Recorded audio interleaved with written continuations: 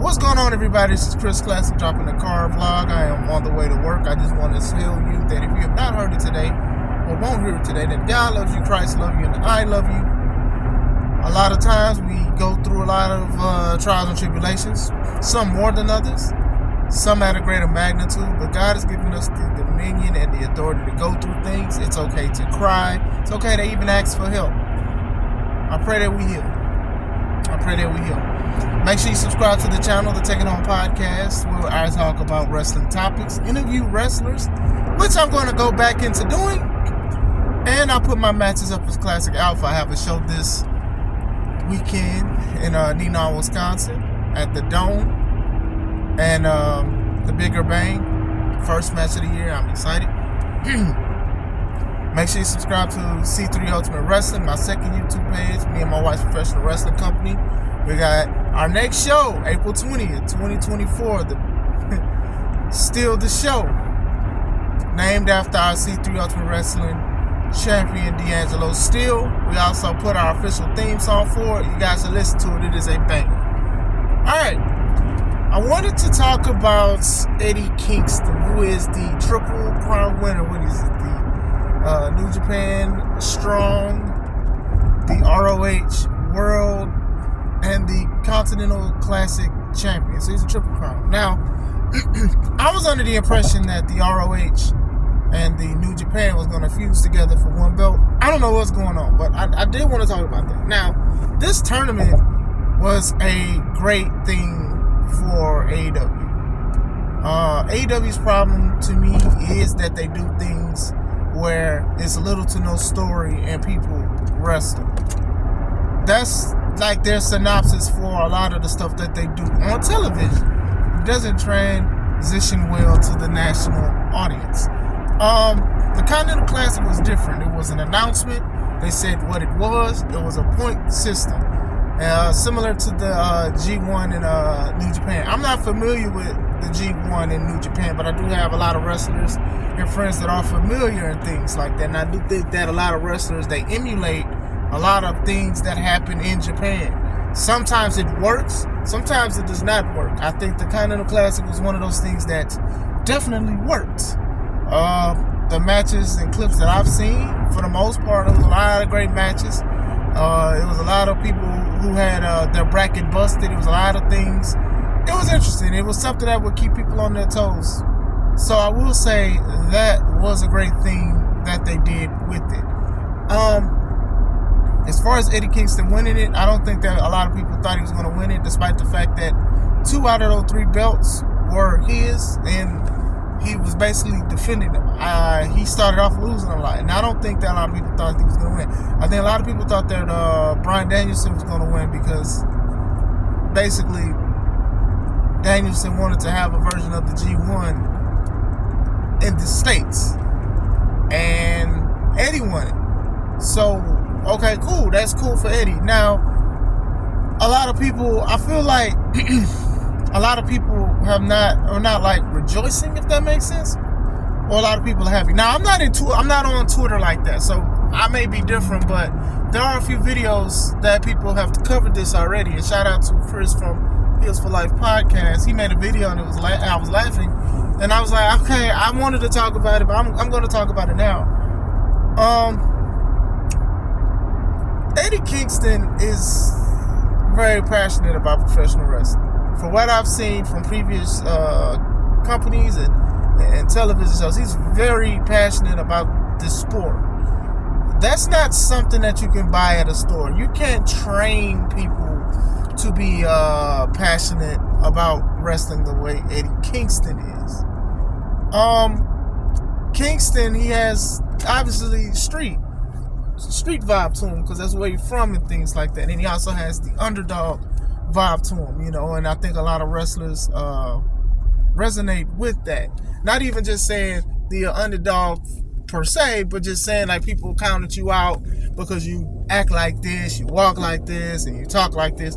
So it resonates with a lot of people. As far as Eddie winning it, that's pretty dope. That's good for him. I think with Eddie, I think Eddie is a way better talker than he is a wrestler. And You know, on the independent scene, a lot of people are very talented wrestlers, but they cannot talk on the microphone.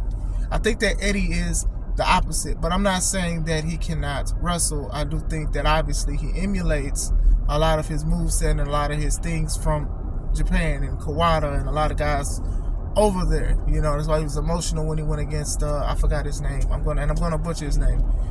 When he went against that guy last year who created was it All Japan or New Japan? He was like very emotional because that was like what he grew up watching. That's what he inspired his stuff from. And you know, he's beaten a lot of the guys that wrestled in Japan. So, you know, that's something I'm sure that was like on his bucket list in the dream match. And I think he did have one of the best years in 2023 with everything that he has done and he has went through. But I do think that one of the things is he's a better talker than anything. I think he knows if you get this man a microphone, I do think that he's gonna get the crowd invested to whatever he say. Him and Punk, him and Moxley, like this guy does one of those things. I do think though, I think outside of him just being a better talker than wrestler, I do think that is also an image thing. Now I know a lot of people are gonna call me shallow, but sometimes the wrestling business is a body business, and it's 100% fact. Eddie looks a lot different from the other wrestlers, and that's not to say that you have to have trap musics and trapezoids all on your body, but at the same time, sometimes it is about presentation and believability. And even back in the day, you had a lot of barrel-chested guys. You had like Stan Hansen, and you had a lot of guys, you know, with a gut and things like that. You know, Samoa Joe, he doesn't even, you know, and I love Samoa Joe. Samoa Joe gives me hope. You know, I want to be buff, but I keep thinking about the buffet, and I'm not talking about, you know, that he's fat or nothing, but he does look different, and he does look more believable. And I do think that that's a good argument for people who has something to say about Eddie Kingston's body and how he looks. You could bring up Joe, but I do think that Joe does have more of a bigger build, and Samoa Joe is Samoan, and ain't nobody gonna talk bad about no Samoan in the wrestling business like that. Sorry. I'm sorry. But it's different things to it, you know. I know that some people like him and some people do not. I think his win obviously is a big win. He's beaten two guys that he has never beaten before. And I think we all knew that was going to happen because he kept saying that. I'm never beating y'all. Like when it was time for them to go against each other, I never beaten Bryan Danielson, then he beat him. Now I never beat Moxley, then he beat him. Now, this is the problem. This is what should happen. Eventually, he should go back for the AEW title.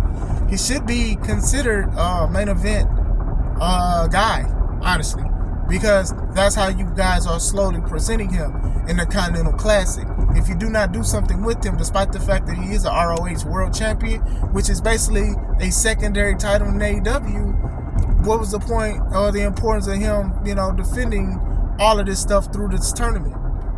You know, regardless of how you feel about Eddie, I do feel like y'all do need to put him more in the main event now, because y'all had him beat Bryan Danielson, one of the top guys. Then you beat, what is it, a 3-time AEW World Champion in Jon Moxley. Now it's, you know, I'm not saying now, like everything is a place. He's a champ now, so he can defend those belts 1 or 2 years or whatever like that. But we'll see where it goes. Will he transition to a great main event title contender? Because I can like somebody, but that doesn't mean that the ratings are going to go up and things like that. You know, like I said, it's just a body thing, you know. And, you know, and it's not just a body thing. It's like, you know, the talking thing. And, you know, and he says it like, oh, well, a lot of people criticize how I wrestle and blah, blah, blah, blah, blah. And I'm like, rightfully so. You know, and I've said this about AEW, is that sometimes that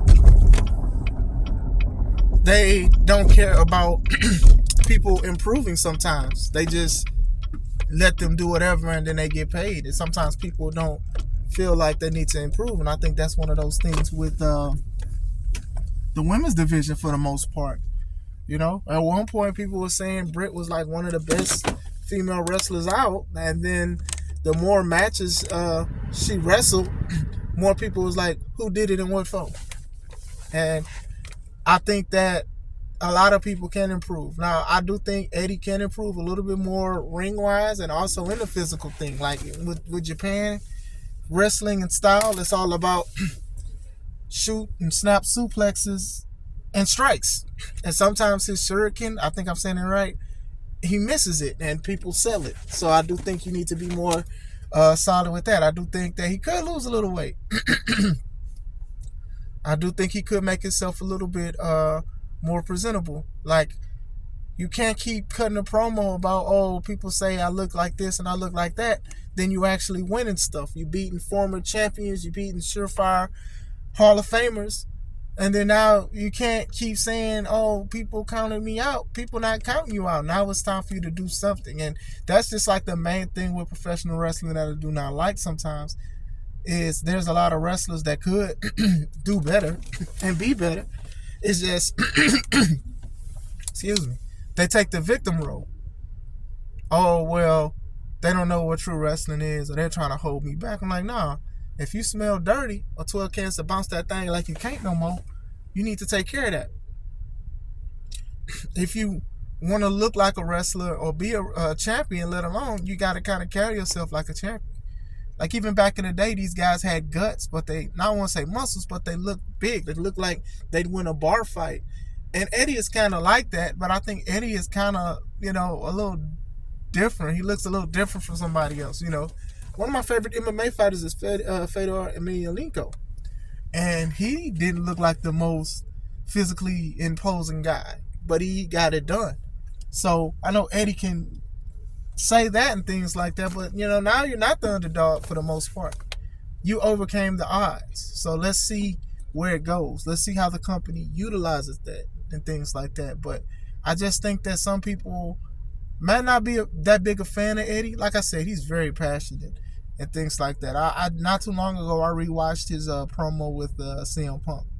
Then I even liked the promo he had with Jon Moxley when they were feuding for the AEW World title. Because he had a title fight against Moxley, he lost. But I did like, he was like, he pointed to the belt and was like, this is the reason why my mom won't see grandkids and things like that, because I care about being a champion and things. And, it resonated with a lot of people, especially with the wrestling scene. But some wrestlers is just like, hey, man, you got to clean it up. Some people are like, hey, man, you got to clean it up. You beating these guys that look good and look in shape and stuff like that. So, like, yeah, I do think he does need to polish it up a little bit. And I'm not even the most physically swole guy or whatever like that, but I do know that there are certain ways to do things. I try to work out as much as I can, and and this is me. This is not nobody else. This is me. But that's just how I feel. I do feel like now, he's not an underdog. Now he's an overcomer. I hope he changes that up a little bit. I hope he motivates people like he's been doing.